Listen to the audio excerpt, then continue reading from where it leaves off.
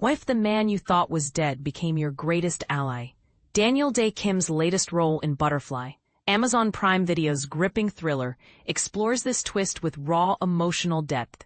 As David, a spy who faked his death to shield his daughter from a dangerous life, Kim crafts a story that's as much about fractured family bonds as it is about high-stakes espionage. But here's where it gets controversial.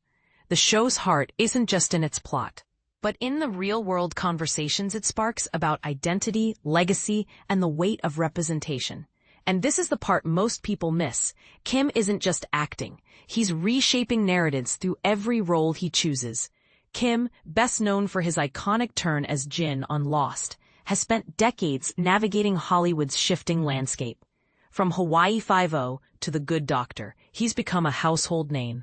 Yet his journey began far from the spotlight in experimental theater. Picture this, a 20-something Kim, bundled in a seaweed loincloth, bellowing, "I am Poseidon, god of the seas," on a freezing Connecticut beach. His parents, shivering in the audience, must have wondered, is this really worth the frostbite? Kim laughs about it now, but it hints at a career built on defiance of expectations.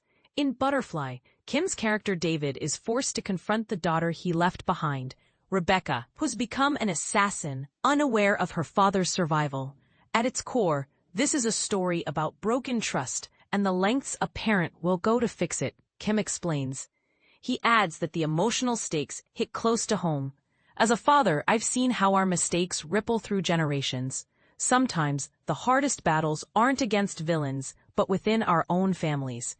The production itself was a global undertaking, with filming spanning 20-plus locations across South Korea, from the misty mountains of Andong to the neon-lit streets of Seoul. For Kim, shooting in his hometown of Busan was especially poignant. "I brought 15 family members to the set," he recalls.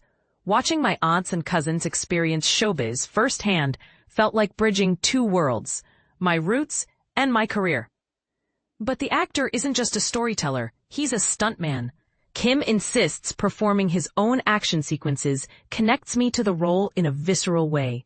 He argues that physicality and emotion must align. If your body isn't telling the same story as your voice, the audience senses it. Action scenes aren't just about spectacle. They're about translating tension into tangible stakes.